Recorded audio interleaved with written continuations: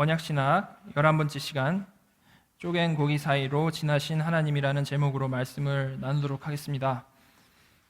창세기 15장 6절부터 21절까지 전부인데요. 읽는 것은 6절부터 8절 그리고 17절만 읽도록 하겠습니다. 같이 한 목소리로 읽도록 하겠습니다. 아브라함이 여호와를 믿으니 여호와께서 이를 그의 의로 여기시고 또 그에게 이르시되 나는 이 땅을 내게 주어 소유를 삼게 하려고 너를 갈대아인의 우르에서 이끌어낸 여호와니라. 그가 이르되 주 여호와여 내가 이 땅을 소유로 받은 것을 무엇으로 알리이까? 해가 져서 어두울 때에 연기 나는 화로가 보이며 타는 횃불이 푸른 고기 사이로 지나더라. 지난주에 우리는 아브라함의 믿음에 대해서 생각을 해봤습니다. 그 믿음의 이야기는 갈대아 우르에서부터 시작했었는데요. 하나님을 모르던 아브라함이 그 갈대아 우르에서 영광의 하나님을 만났고요. 믿음으로 또한 하란을 떠났습니다. 떠날 때부터 믿음이 있었다라는 것이죠. 그러나 그 믿음은 하나님께서 수동적으로 이제 주신 믿음, 우리에겐 수동적인 것이죠. 하나님께서 주신 믿음이었고 아직 그의 삶에서 적극적으로 나타난 그러한 믿음은 아니었습니다. 그런데 그렇게 수동적인 믿음을 가지고 살아가던 아브라함은 일생의 일대에 어려운 일을 만났다라고 했습니다. 그것이 무엇이었습니까? 조카 롯이 4개국 연합군에게 잡혀간 사건이었죠. 그 사건을 통해서 하나님의 도우심으로 아브라함은 롯과 그의 가족들을 구출해내기는 했습니다. 전쟁에서 승리하기는 했죠. 그러나 언제 다시 이제 보복해 올지 모르는 그러한 적군들 때문에 두려움에 휩쓸릴 수밖에 없었던 것이었습니다. 그런데 그때 하나님께서 아브라함에게 다시 나타나셨죠. 그래서 뭐라고 말씀하셨습니까? 우리 지난주에 봤던 15장 1절에 나오는데요. 내가 너의 방패가 되어줄 테니까 두려워하지 말라라는 말씀을 하셨습니다. 그리고 너의 상급이 지극히 클 것이다 라는 말씀을 해주셨습니다. 첫 번째 말씀, 방패가 되어주겠다라는 그런 말씀은 어려움 가운데 지금 처해 있는 아브라함에게는 매우 힘이 되는 그러한 말씀이었습니다. 그러나 이 지금 두 번째 말씀 있죠? 물론 좋은 말씀이기는 하지만 아브라함이 마음속에 꽁꽁 싸매고 있던 그러한 불만이 터져 나오게 하는 그러한 말씀이었습니다. 왜냐하면 지금까지 몇 번이나 하나님께서 자손을 아주 많게 해주시겠다라고 약속을 하셨고요. 땅을 기업으로 주시겠다라고 약속을 하셨었는데 정작 지금까지 이루어진 게 하나도 없었기 때문입니다. 그리고 복이 되게 하겠다라고 약속을 또 해주셨었는데요. 지금 상황으로 봤을 때 그것 또한 그렇지 않은 것 같아 보였기 때문이죠. 근데 지금 말씀드린 대로 이런 엄청난 스트레스 상황 속에 언제 적군이 쳐들어올지 모르는 그러한 두려움 속에 아브라함은 그 속마음에 있던 그러한 마음을 터뜨리고 만 것입니다. 그렇게 불만을 터뜨린 아브라함에게 하나님께서는 진멸하지 않으시고 마치 아버지가 어린 아들을 하나하나 달래듯이 하나하나 차근차근 설명해 주셨습니다. 그래서 지난번에 그 전에는 자손이 땅의 티끌처럼 많게 해주시겠다라고 약속을 하셨는데요. 이번에는 조금 다르게 하늘의 별처럼 많게 해주시겠다라고 약속했다라고 그랬죠. 이로써 아브라함은 낮에 살아가면서 땅에 있는 티끌을 볼 때에도 밤에 잘 때 누웠을 때 하늘에 있는 별을 볼 때에도 언제나 그 약속만 생각할 수밖에 없는 그러한 하나님께서 모든 상황을 만들어 주신 것입니다. 아주 굳건히 약속을 해주신 것이죠. 그리고 이에 대해서 성경은 불평했던 아브라함이 이 말씀을 듣고 하나님을 믿었다라고 평했고요. 하나님께서는 그렇게 믿은 것을 의로 여기셨다라고 말씀을 하고 있습니다. 이것은 매우 놀라운 표현이죠.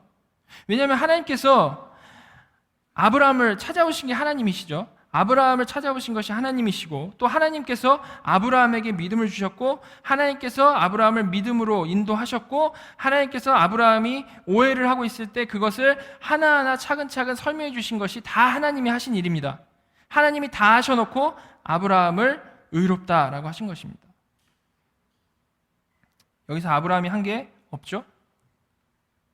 그저 하나님의 열심, 그 하나님의 열심에 파도에 휩쓸려서 그냥 떠내려 간 것일 뿐입니다. 그래서 이것을 우리는 은혜라고 하는 것이죠.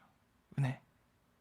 하나님께서 은혜로 믿음을 주셨고 그 믿음으로 의롭다 함을 얻는 것. 은혜라는 것입니다. 이렇게 은혜로 아브라함을 의롭다고 여겨주신 것에 대해서 말씀하시고 나서요, 7절부터 다시 하나님과 아브라함의 대화가 이어집니다. 7절 제가 읽겠습니다. 또 그에게 이르시되 나는 이 땅을 내게 주어 소유를 삼게 하려고 너를 갈대아인의 우르에서 이끌어낸 여호와니라. 하나님께서는 여기서 하나님의 열심으로 내가 갈대아 우르에서부터 아브라함을 이끌어냈다라는 것을 분명히 말씀을 하십니다. 그리고 그 목적도 분명히 말씀을 해주시죠. 그 목적은 이 땅을 내게 주어 소유를 삼게 하기 위함이라는 것이 그 목적이라는 것입니다. 지금까지는 자손에 대해서 하늘의 별과 같이 많게 해주시겠다라고 했으니까 이제는 땅도 주시는 것이 바로 그 목적임을 분명히 얘기해 주시는 것입니다. 자, 이에 대해서 아브라함은 하나님께 질문을 합니다. 8절입니다. 제가 읽겠습니다. 그가 이르되 주 여호와여 내가 이 땅을 소유로 받은 것을 무엇으로 알리이까? 이것을 우리가 그냥 한국말로 보면요, 아브라함이 조금 전에 믿었다라고 했는데 또 금방 못 믿어서 이런 불평을 하나라고 좀 생각을 할 수가 있습니다. 그런데 여기 무엇으로 알리까의 이 무엇으로를 원어에서 직역을 하면요, by what입니다. 그러니까 무엇에 의해서 이 땅을 소유로 받은 것을 알 수 있습니까? 라고 하나님께 질문을 하는 것입니다. 아주 자연스러운 질문인 것이죠. 자손을 많게 해주시겠다라는 그런 약속에 대해서는 땅의 티끌이나 하늘의 별을 보여주시면서 하나님께서 이렇게 많게 해주시겠다라고 하셨는데, 땅에 대해서는 어떤 것으로 약속을 해주시겠냐라는 그러한 질문인 것입니다. 자연스러운 질문인 것이죠. 이런 질문을 통해서 볼 때에 아브라함이요, 이전보다 참 많이 달라졌다라는 것을 우리는 볼 수 있습니다. 아브라함이 전에는 어땠습니까? 전에는 하나님께서 무슨 말씀을 하시면 그냥 아무 말도 없이 그냥 행했습니다. 그 안에서 어떤 하나님과 각별한 관계, 무슨 대화 이런 것이 없었습니다. 그저 우르에서 봤던 그 영광스러운 하나님, 영광의 하나님, 그 거룩하고 영광스러우신 신, 그런 신을 두려움 속에서 대하는 정도의 그러한 자세였습니다. 그런데 아브라함은 이제 마치 어린 아들이 아버지에게 뭐 이것저것 다 물어보듯이 기대를 가지고 하나님께 친근하게 이제 질문을 하기 시작하는 것입니다. 그 전과는 많이 달라졌죠. 지금 하나님께서는 이렇게 아브라함의 인생을 통해서 하나님이 주신 믿음이 사람을 어떻게 이끌고 가는지를 우리에게 보여주시고 계신데요. 지금 우리가 살펴보고 있는 이 15장에 나온 아브라함의 모습까지 우리가 생각을 해봤을 때에 두려운 하나님의 그 명령에 따라서 그냥 믿음이 이끄는 대로 그냥 사는 단계를 이제 지나서 하나님께 불평도 하고 질문도 하는 어떻게 보면 자연스러운 단계로 넘어간 것을 우리가 볼 수 있다는 것입니다. 이처럼 믿음 있는 사람이요, 질문이 많이 있는 것은 매우 당연하고 자연스러운 것입니다. 우리가 예전에는 덮어놓고 믿으라라는 그러한 말을 많이 들었습니다. 그냥 믿으면 되지 뭐가 그렇게 말이 많냐라는 거죠. 그러나 절대 그렇지 않습니다. 끊임없이 연구하고 끊임없이 질문하는 자세, 그것은 사실 그에 대해서 진짜 관심 있는 사람만 보일 수 있는 자세입니다. 그것이 아무리 뭐 이상해 보이는 질문일지라도 믿음 있는 사람은 결국 엇나가지를 않고요, 그를 통해서 더 하나님께 가까이 나아간다는 것이죠. 솔직한 질문. 아브라함의 이 변화된 태도를 통해서도 우리는 그런 것을 생각해 볼 수 있는 겁니다. 그런데 여기서 한 가지 좀 중요하게 짚고 넘어갈 것이 있습니다. 그것은 그렇게 질문 많고 하나님과 친근해진 관계가 중요하다라고 해서, 아주 그 친근해진 관계, 하나님과 사랑의 관계가 중요하다라고 해서 그것을 느꼈다라고 해서 아브라함이 전에 느꼈던 하나님을 경외하는 마음이 없어졌다라는 것이 아니라는 것입니다. 요즘에 많은 이 교회 다니는 사람들, 주로 청년들이 많이 오해하고 있는 것은요, 이런 개념이 없다라는 거죠. 나중에 아브라함은요, 하나님의 친구라는 이런 칭함도 받는데요, 이 말씀을 가지고 뭐 우리 젊은 분들은 아시는 찬양인데 나는 주의 친구 뭐 이런 찬양도 우리가 많이 부르곤 했습니다. 그리고 그 찬양을 부르면서 하나님을 격없이 대할 수 있는 친구, 그리고 혹은 뭐 언제나 받아주시는 그런 할머니와 같은 그러한 느낌의 하나님을 우리가 머릿속에 그리곤 했죠. 그러나 아브라함이 이 하나님의 친구다라는 표현은 절대 그런 표현이 아니라는 것입니다. 아브라함의 시작은요, 우리가 살펴봤듯이 갈대아 우르에서 영광의 하나님을 만난 것에서부터 시작이 됩니다. 즉 하나님에 대한 경외함을 아는 아브라함에서부터 시작을 했다라는 것이죠. 그런데 그렇게 높으시고 거룩하신 하나님께서 아버지로서 친근하게 대해주시기 시작하시더니 친구라고 칭해주시기까지 한다라는 겁니다. 그러면 이 친구라는 것이 맘먹는 친구를 표현하는 걸까요? 그게 아니죠. 경외함을 아는 사람에게, 하나님 앞에서 감히 고개도 못 드는 사람에게 갑자기 친구라고 불러주시는 하나님의 은혜인 것이죠. 당사자는 하나님께서 왜 이렇게 나에게 잘 대해주시는지 이유를 알 수 없어서 그저 감사할 수밖에 없는 그러한 상황인 것입니다. 이렇게 우리가 성경에 나온 이 수많은 개념을 이해할 때는요, 그 밸런스를 맞추는 것이 참 중요합니다. 하나님은요, 기본적으로 우리는 유한하잖아요. 그런 유한한 우리가 완벽하게 이해할 수 없는 아주 크신 하나님이시기 때문에 우리가 하나님의 이 한 가지 속성, 하나님의 여러 가지 속성 중에 한 가지 속성만 제대로 깨달아도 그것에 감격하고 그것에 찬양할 수밖에 없는 것이 사실입니다. 그러나 그때 우리가 생각해야 되는 것이 있는데요, 그것은 하나님은 그보다 더 크시다라는 거죠. 그보다 더 크시다. 즉 쉽게 말해서 성경을 보면서 사랑의 하나님을 발견했다라고 해봅시다. 그렇다고 해서 사랑의 하나님이 다가 아니라는 겁니다.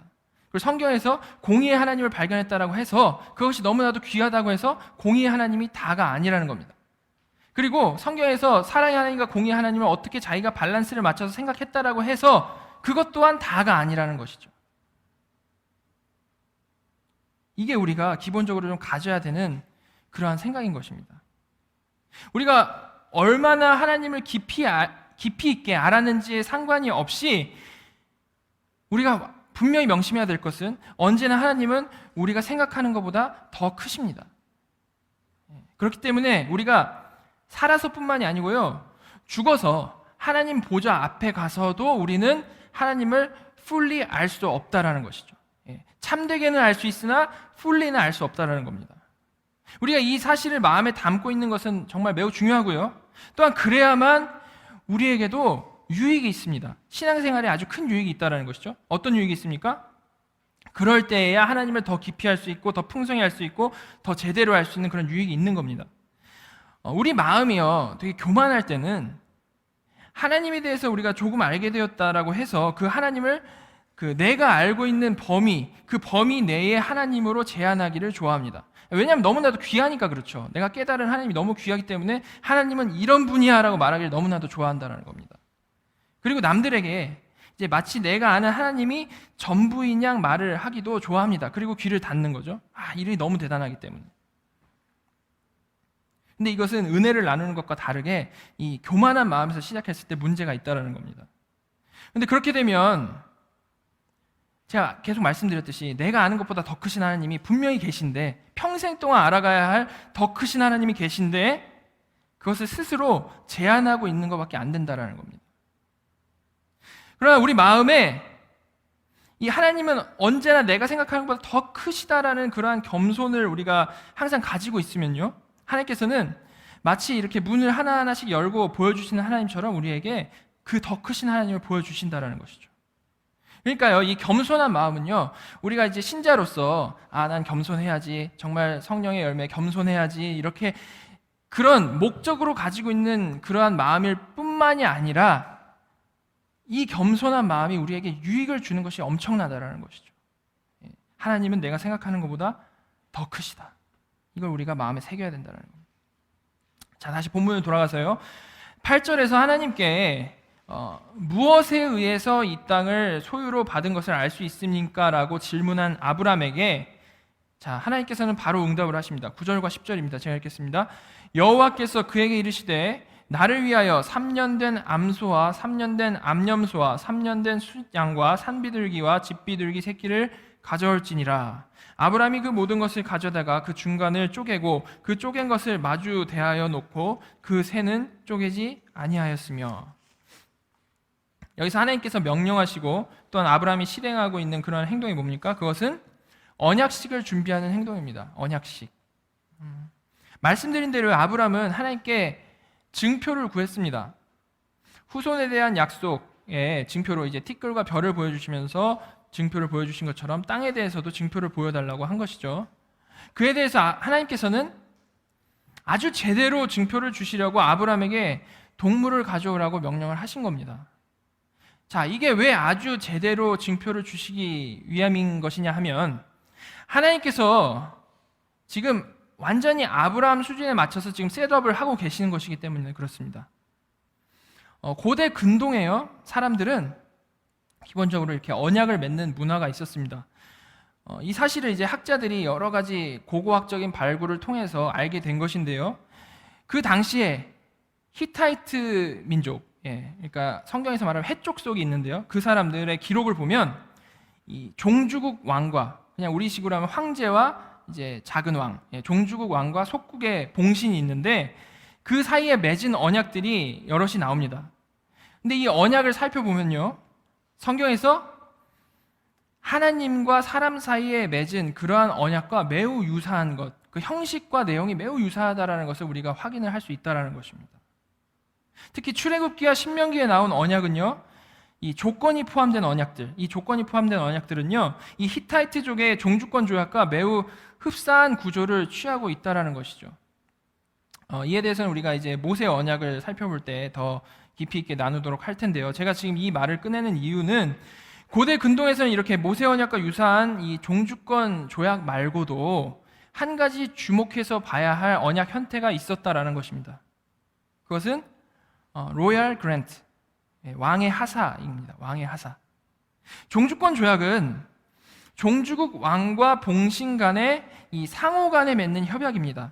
그 사이에 조건이 있는 협약이죠. 조건적으로 협약을 맺는 것입니다. 그런데 반대로 왕의 하사는요, 왕이 신하에게 주는 무조건적인 선물이라는 것입니다. 무조건적인 선물이요. 고대 근동에 바로 이런 무조건적인 왕의 하사가 있었다라는 것입니다. 그런데 하나님께서 바로 그 시대에 살고 있는 아브라함의 눈높이에 맞춰서 그 시대의 방식으로 지금 설명을 해주시고 계신 겁니다. 자, 어떻게 그런지 좀 살펴보도록 하겠습니다. 10절부터 다시 보면요, 10절부터 16절까지 제가 읽겠습니다. 아브라함이 그 모든 것을 가져다가 그 중간을 쪼개고 그 쪼갠 것을 마주 대하여 놓고 그 새는 쪼개지 아니하였으며 솔개가 그 사체 위에 내릴 때에는 아브라함이 쫓았더라. 해질 때에 아브라함에게 깊은 잠이 임하고 큰 흑암과 두려움이 그에게 임하였더니 여호와께서 아브라함에게 이르시되 너는 반드시 알라. 내 자손이 이방에서 객이 되어 그들을 섬기겠고 그들은 400년 동안 내 자손을 괴롭히리니 그들이 섬기는 나라를 내가 징벌할지며 그 후에 내 자손이 큰 재물을 이끌고 나오리라. 너는 장수하다가 평안히 조상에게로 돌아가 장사될 것이요 내 자손은 4대 만에 이 땅으로 돌아오리니 이는 아모리 족속의 죄악이 아직 가득 차지 아니함이니라 하시더니. 아브라함은요, 이 하나님의 말씀에 따라서 동물들을 가져와서 중간을 쪼갭니다. 그렇게 반을 쪼갠 것을, 이 동물이 있으면 반을 쪼갠 것을 딱 잘라서요, 이렇게 벌려서 땅에다 놓는 겁니다. 그럼 그 사이에 길이 생기겠죠. 고기 두 덩이 사이에 길이 생기는 겁니다. 그리고 하나님의 명령을 이제 기다리는데요. 11절에 보시면 솔개가 그 쪼개놓은 사체 위에 내릴 때 아브라함이 쫓았다라고 되어 있습니다. 일단 솔개에 대해서 설명을 하면요, 이집트에서 솔개는 호루스 신이라는 그런 신을 상징을 합니다. 뭐 그 호루스 신이 뭔지 알 필요는 없지만 그 호루스 신이 했던 역할은 이 파라오가 그 호루스 신의 화신이라는 겁니다. 이 땅에 있는 호루스 신, 파라오, 바로, 그 왕이 호루스 신을 상징한다는 것이죠. 그런데 그 솔개가 지금 이 사체 위에 날아왔고 그를 아브라함이 쫓았다라는 겁니다. 이것은 물론 어떤 상징적인 의미 없이 그냥 그 현장을 단순히 묘사한 것일 수도 있습니다. 그러나 그것보다는 이제 뒤에 이어지는 13, 14절 맥락을 보면요, 이런 묘사가 왜 쓰여 있는지를 좀 추측해 볼 수 있습니다. 13, 14절 보시면 하나님께서 아브라함에게 꿈속에서 말씀하여 주신 그런 예언이 나오는데요. 깊은 잠을 들었고 꿈속에서 말씀해 주신 그런 예언이 나오는데요. 그 예언을 보시면 내 자손이 이방에서 객이 되어 그들을 섬길 것이다 라고 하십니다. 자, 여기서 이 말씀은 나중에 이스라엘 백성이 이집트에서 노예 생활할 것에 대한 예언입니다. 그죠? 예. 내 자손이 이방에서 객이 되어 그들을 섬길 것이다. 그리고 그렇게 노예 생활을 하다가 큰 재물을 이끌고 나온다라고 지금 말씀을 하시는데요. 우리는 이 예언이 출애굽 때 이스라엘 백성이 파라오 군대 물리치고 출애굽한 사건으로 성취가 된다라는 것을 우리가 잘 알고 있습니다.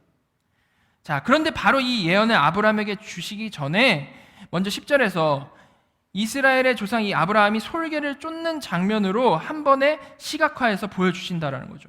예. 자, 이게 좀 이해가 잘 안 되시면 이걸 생각해 보시면 좋습니다. 창세기를 쓴 저자가 모세이고요. 처음 읽는 이 모세가 쓴 이 창세기를 처음으로 접한 사람들이 실제로 이 사건을 겪었던 광야의 백성임을 생각을 해봤을 때 지금 이런 상징적인 표현이 왜 쓰였는지가 이해가 된다는 것이죠. 예. 솔개하면 바로 이집트 사람들이 그 왕이 생각났을 거 아닙니까? 그것을 아브라함이 쫓았다. 자, 그리고 이어진 15절, 16절에는 아브라함의 이 미래에 대한 예언과 자손에 대한 예언이 나옵니다. 그리고 나서 이제 이어지는 17절 말씀이 이제 매우 중요한데요. 같이 17절을 좀 보도록 하겠습니다. 17절 같이 한 목소리로 읽도록 하겠습니다. 시작. 해가 져서 어두울 때에 연기 나는 화로가 보이며 타는 횃불이 쪼갠 고기 사이로 지나더라. 예. 아까 아브라함은 하나님께서 준비하라고 하신 동물을 쪼개고 깊은 잠이 들어버렸습니다. 그런데 지금 여기서는 해가 져서 어두울 때라고 말을 하고 있습니다. 이 말씀은 여전히 자는 중에 꿈속에서 해가 지는 것을 봤을 수도 있고요. 잠이 깨서 해가 지는 것을 봤을 수도 있고요. 비몽사몽 중에 해가 지는 것을 봤을 수도 있습니다. 어쨌든 중요한 것은 내용이죠. 그때 그 연기 나는 화로와 타는 횃불을 봤다라고 합니다. 이것들은 하나님께서 지금 직접 준비하신 언약식을 나타내는 상징들이죠. 그렇기 때문에 매우 중요한 의미를 담고 있습니다. 우리가 이것을 좀 잘 이해해야 되겠죠. 그래서 이 상징에 대해서 메리디스 클라인의 그 말을 좀 참고를 하면요. 제가 읽도록 하겠습니다. 창세기 15장에서는 하나님이 직접 나타나셨다. 그의 임재는 두 개의 상승 기둥으로 표현되었다. 하나는 화로에서 올라가는 연기 기둥이고 다른 하나는 횃불에서 올라가는 화염 기둥이었다. 이와 같은 하나님의 현현은 출애굽 사건에서 영광 영이 구름과 불 기둥으로 나타나신 것을 예견하는 것으로 파악될 것이다. 예. 클라인의 말대로 이 화로에서 올라가는 연기 기둥, 횃불의 불 기둥은 지금 출애굽 당시 하나님께서 구름 기둥과 불 기둥으로 이스라엘 백성을 인도하셨던과 지금 같은 그림을 보여주고 있습니다. 그리고 이렇게 출애굽과 연결시켜서 생각하지 않더라도요. 일단 연기는 하나님의 영광을 상징하고 불도 하나님을 상징을 하죠. 그래서 확실한 것은 이 구름 기둥, 불 기둥 아니면 이 화로와 지금 이 연기나는 화로와 횃불은 하나님을 상징한다라는 것입니다. 그것은 분명하다라는 것이죠. 예. 하나님을 상징한다. 그런데 이 하나님을 묘사하는 구름 기둥, 불 기둥이 지금 어떻게 했다라는 겁니까? 쪼갠 고기 사이로 지나갔다라는 겁니다. 자, 고대 근동에서 언약을 맺을 때 지금 10절에서 아브라함이 세팅해 놓은 것처럼요. 동물을 반으로 쪼개어 놓고 그 사이에 길을 만듭니다. 그리고 언약을 맺은 후에요. 왕은 가만히 있고 그 속국의 봉신이 그 쪼갠 고기 사이를 지나갑니다. 이것은 무슨 말입니까? 만약에 어기면 너가 이렇게 된다. 완전히 겁주는 거죠. 만약에 이 약속을 어기면 너가 그렇게 된다라는 것입니다. 만약에 어기지 않으면 이 왕이 봉신을 잘 케어해 줄 겁니다. 다른 외적의 침략에서부터 구원해 주고 다 도와줄 건데 만약에 어기면 너는 이 모양이 될 거다라는 것을 나타내 주는 그러한 언약의 모습입니다. 이처럼 쪼갠 고기 사이로 지나간 자는 이제 언약이 깨질 때 모든 책임을 지고 죽게 되는 것인데요. 그래서 아브라함도 지금 그 당시 문화대로 똑같이 세팅을 해놓고 언약 맺을 이제 준비를 하고 있었던 것이죠. 예, 언약을 맺을 준비를 딱 하고 있었던 것입니다. 그런데 이제 뜻하지 않은 일이 생긴 것이죠. 그것은 약속을 하신 왕이신 하나님께서 그 사이를 지나가 버리신 것입니다. 예. 그 당시 왕의 하사 언약에서 왕이 무조건적으로 봉신에게 선물을 내려주는 것은 있었지만 지금 이처럼 왕이 쪼갠 고기 사이를 지나가는 것은 말이 안 되는 것이었습니다. 그 당시에는 사실 뭐 듣도 보도 못한 일이었겠죠. 어떤 왕이 약속을 해놓고 이거 깨지면 내가 죽을게라고 하겠습니까? 말이 안 되는 것입니다. 그런데 하나님께서 그렇게 하신 것입니다. 즉 하나님께서는 아브라함이 징표를 보여달라고 하니까 그 당시에 아브라함에게 가장 익숙한 방법을 사용하셔서 언약을 맺어주신 것입니다. 그런데 거기다가 인간으로서는 생각할 수도 없는 방법인 왕이 쪼갠 고기 사이를 지나가는 방법을 하나님께서 더 애도하셨다는 겁니다. 그렇다면 이 언약식이 뜻하는 바가 뭐겠습니까? 지금까지 아브라함에게 계속해서 하셨던 약속, 내가 모든 것을 이루겠다, 내가 모든 것을 이루겠다라는 그 약속을 다시 한번 매우 강하게 확인시켜 주시는 것이죠. 예. 만약에 내가 이 약속을 어기게 되면 내가 이렇게 쪼개지겠다라고 말씀을 하는 겁니다.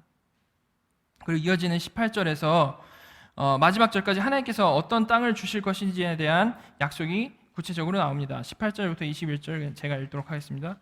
그날에 여호와께서 아브라함과 더불어 언약을 세워 이르시되 내가 이 땅을 애굽 강에서부터 그 큰 강 유브라데까지 내 자손에게 주노니 곧 겐 족속과 그니스 족속과 간몬 족속과 헷 족속과 브리스 족속과 르바 족속과 아모리 족속과 가나안 족속과 기르가스 족속과 여부스 족속의 땅이니라 하셨더라.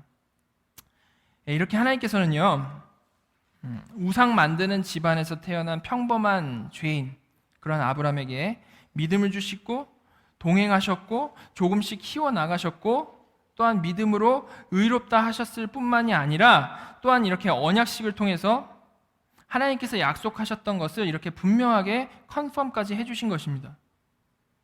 이렇게 하나님께 특별한 은혜를 입은 아브라함의 이제 그 후의 이야기, 이제 이렇게 엄청나게 은혜를 입고 여기까지 왔습니다. 언약식까지 딱 했어요. 그 후의 이야기가 자, 하나님이 약속하신 대로 자식을 낳고 계속해서 오직 믿음으로 살았다더라 이렇게 딱 하면 참 좋겠는데 실제로 그의 삶은 그렇게 평탄하지가 않았습니다. 자, 그 후 아브라함의 모습이 어땠습니까? 15장이 지금 읽은 이 21절로 끝이 나는데요. 바로 이어지는 16장 1절부터 3절을 보겠습니다. 제가 읽겠습니다. 아브라함의 아내 사레는 출산하지 못하였고 그에게 한 여종이 있으니 애굽 사람이요 이름은 하갈이라. 사레가 아브라함에게 이르되 여호와께서 내 출산을 허락하지 아니하셨으니 원하건대 내 여종에게 들어가라. 내가 혹 그로 말미암아 자녀를 얻을까 하노라 하매 아브라함이 사레의 말을 들으니라. 아브라함의 아내 사레가 그 여종 애굽 사람 하갈을 데려다가 그 남편 아브라함에게 첩으로 준 때는 아브라함이 가나안 땅에 거주한 지 10년 후였더라. 지난 시간에 살펴본 대로 하나님께서는 분명히 아브라함이 준비한 방법, 엘리에셀이 후손이 되는 것은 하나님의 방법이 아니고 내 몸에서 날 자가 내 상속자가 될 것이다 라고 말씀을 해주셨습니다. 그리고 나서 하늘의 별들을 보여주시면서 자손이 그렇게 많게 될 것임을 설명을 해주셨고요. 그 후에 언약식까지 이제 거행을 한 것이죠. 그런데 바로 이어지는 지금 이야기가 지금 읽으신 대로 사라가 출산하지 못했다라는 겁니다. 언약식까지 다 해놓고 사라가 근데 출산하지 못했다. 하나님께서 계속 분명히 계속해서 자손을 주시겠다라고 약속을 하시면서도 약속만 하시고 현실은 하나도 변화를 안 시켜주신 거죠. 이때가 지금 3절에 의하면요, 아브라함이 가나안에 거주한 지 10년 후라고 하고 있습니다. 그러니까 가나안에 들어올 때 이제 약속받기 시작을 했는데 그 후로 10년 동안 아무 일도 일어나지 않았다는 겁니다. 단 한 명의 자식도 생기지 않은 것이죠. 자, 그래도 이 믿음이 있는 아브라함은요, 이 약속 자체를 부정하지 않았습니다. 그래서 고민하고 있는 이런 아브라함에게 아내 사라는 이제 새로운 아이디어를 제시를 합니다. 그것이 여종 하갈을 통해서 아이를 낳는 방법입니다. 자, 얼마나 아브라함이 고심했으면 아내가 이런 방법을 강구했겠습니까? 그러나 어쨌든 하나님께서 내 몸에서 날 자가 내 상속자가 된다라고 하셨으니까 일단 이 하갈을 통해서 자손을 낳아도 아브라함의 몸에서 난 자는 맞는 거죠.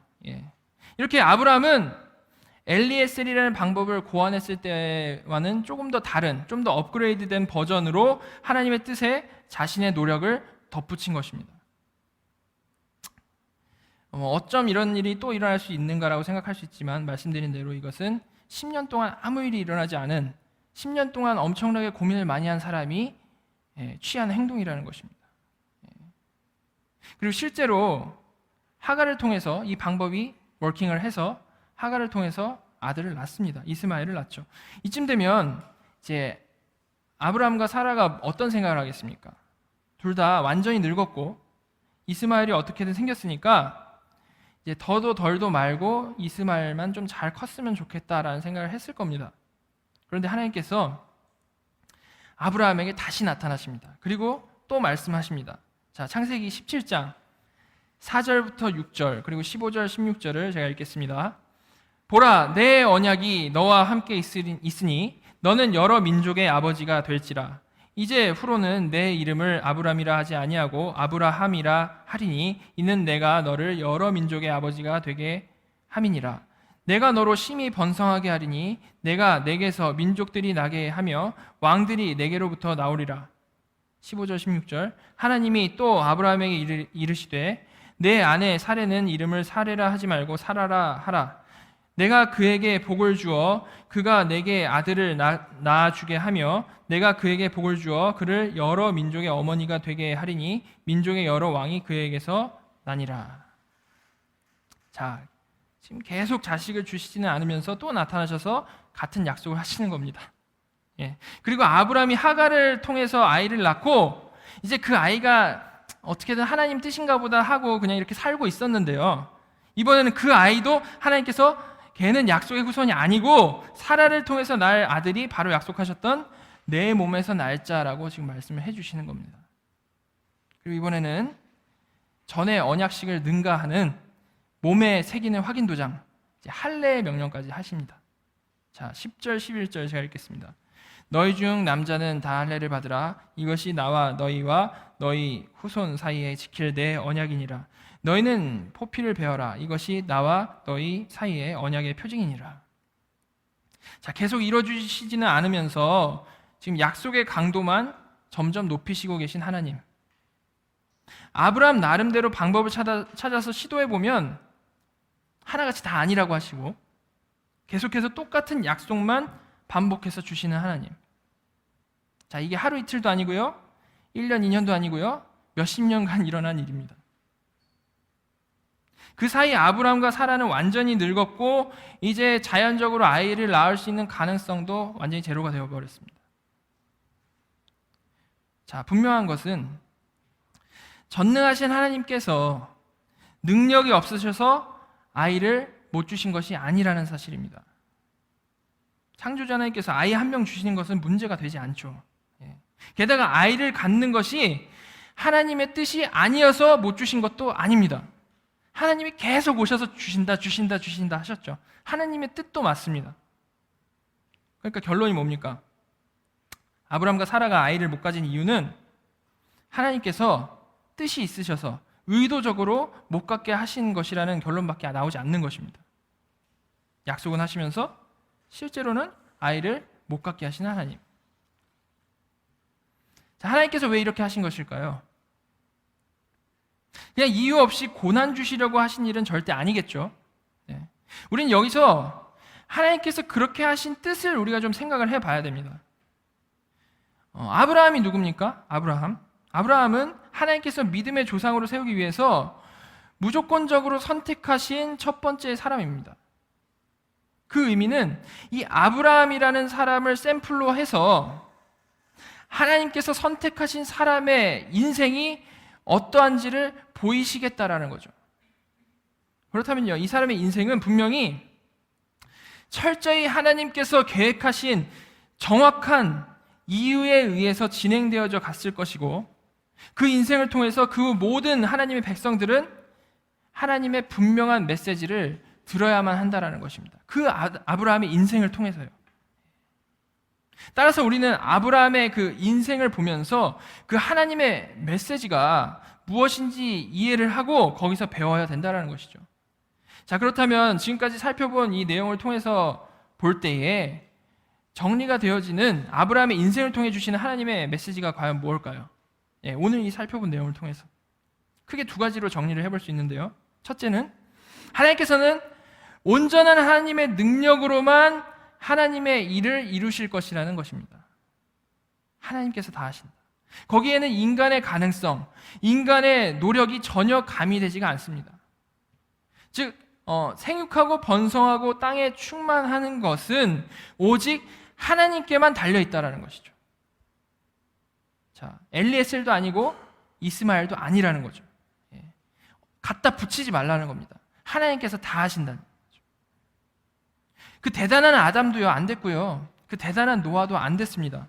근데 하나님께서는 이런 우상 만들던 아브람과 같은 자를 통해서 온전히 스스로 그 뜻을 이루신다는 겁니다. 그리고 둘째로 이 아브라함의 인생을 통해 우리에게 주시는 이 하나님의 메시지는요, 하나님이 원하시는 믿음에 대한 겁니다. 하나님이 원하시는 믿음, 하나님이 바라시는 믿음. 하나님께서 그의 자녀에게 바라시는 믿음은 그냥 식상한 말로 하나님을 믿습니다 하는 정도의 그런 믿음이 아니고요, 정말로 정말 100% 정말 마음 깊은 곳에서부터 터져 나오는 그러한 믿음. 어떤 상황 속에서도 하나님께서 하나님의 능력으로 모든 것을 이루시고 모든 것을 주관하신다라는 것을 믿는 그러한 절대적인 신뢰를 말하는 겁니다. 하나님을 향한 절대적인 신뢰. 그것을 하나님은 아브라함에게 또한 우리에게 바라신다라는 거죠. 자, 소극적인 하나님께서 주신 믿음에서부터 시작을 해서 적극적인 반응하는 믿음으로, 그리고 마지막에 아브라함이 이삭을 바치는 그러한 온전한 믿음으로 발전해 나아가기를 원하신다는 겁니다. 성령님이 우리 안에서 그렇게 일하신다는 거죠. 이렇게 하나님께서는 아브라함 인생 전체를 통해서 하나님은 누구시며 아브라함에게 요구되어지는 믿음은 어떠한 믿음인지를 철저히 가르치셨습니다. 그리고 그 후에 하나님의 자녀들에게도 아브라함을 보면서 하나님에 대해서 그리고 믿음에 대해서 이해를 하라고 말씀을 하시는 겁니다. 자, 말씀을 마치면서 우리 자신에 대해서 좀 생각해 보기 원합니다. 여러분이 거듭난 하나님의 자녀가 맞다라면요, 여러분 한 명 한 명은 아브라함을 통해서 시작하신 그 하나님의 생육하고 번성하고 땅에 충만한 그 사역의 지금 끝자락에 있는 사람인 것입니다. 아브라함에서 시작을 해서 하나님이 그렇게 인류 전체를 끌고 오셨는데 지금 마지막 끝자락에 우리가 있다는 것입니다. 아브라함에게 하셨듯이 역사 내내 하나님께서는 하나님의 전능하신 능력으로 그 사역을 여기까지 이끌어 오셨고, 하나님의 손과 발인 우리는 지금 이렇게 그 끝자락이 되어서 지금 이 시간에 여기서 이렇게 예배를 드리고 있다는 것입니다. 따라서 아브라함이 하나님과 동행하며 점점 이 믿음의 반응에서 살았던 것과 같이 우리도 그렇게 믿음에 반응하면서 살아야 되는 존재라는 것이죠. 아브라함과 똑같이.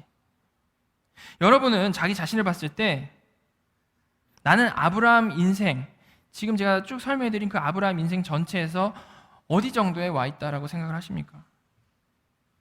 여러분은 어디에 있다라는 것입니까? 자기 자신이. 어떤 분은 갈대아 우르에 계시겠고, 어떤 분은 하란에 계실 것이고, 어떤 분은 지금 이 언약을 맺는 자리에 계실 것이고, 어떤 분은 할례 받는 곳에 계실 것이고, 어떤 분은 이삭을 바치는 곳에 있는 분도 있으실 것입니다. 자, 그런데 기억하시기 바랍니다. 우리가 지금 어떤 상태에 있던지 하나님께서는 전적인 하나님의 능력으로 우리를 인도하셨고 앞으로도 우리를 그렇게 인도하실 것이라는 것입니다. 어떨 때는 우리를 혼내시기도 하고요, 어떨 때는 우리를 달래시기도 하고요, 어떨 때는 우리 앞에서 완전히 침묵을 하시기도 하실 것입니다.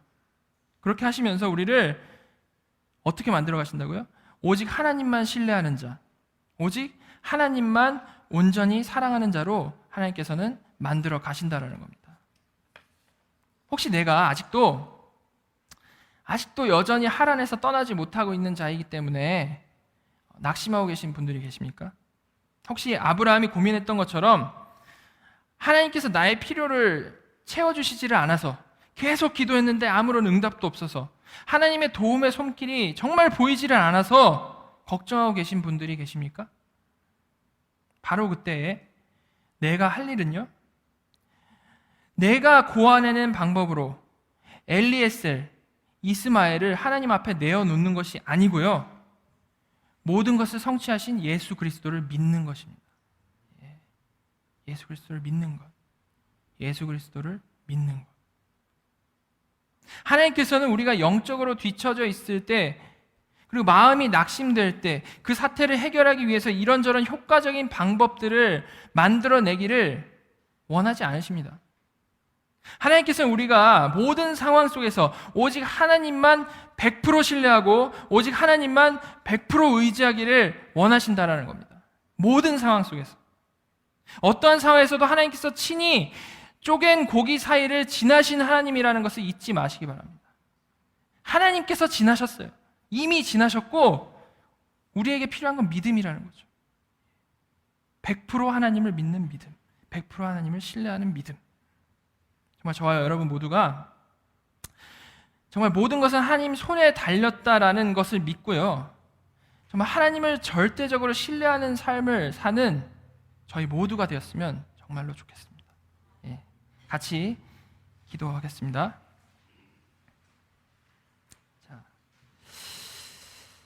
하나님 아버지, 우리가 아브라함의 인생을 통해서 하나님께서 어떻게 그를 인도하셔서 믿음의 조상 삼으셨는지를 살펴봤습니다. 그리고 그와 동일하게 우리 인생에서 지금도 일하시는 하나님을 생각하며 기대하고 감사드립니다. 저희가 살아가는 중에 힘들고 낙심될 때가 정말 많이 있는데 그럴 때마다 쪼갠 고기 사이를 하나님께서 지나가셨다는 것을 기억하기 원합니다. 그리고 그 하나님께서는 전능하신 창조주이시며 선하신 하나님이시며 우리의 아버지시라는 것을 또한 기억하기 원합니다. 저희에게 그런 굳건한 믿음을 허락하여 주시고 오늘보다 내일 더 하나님을 의지하고 신뢰하며 살아가는 저희 모두가 되게 인도하여 주시옵소서.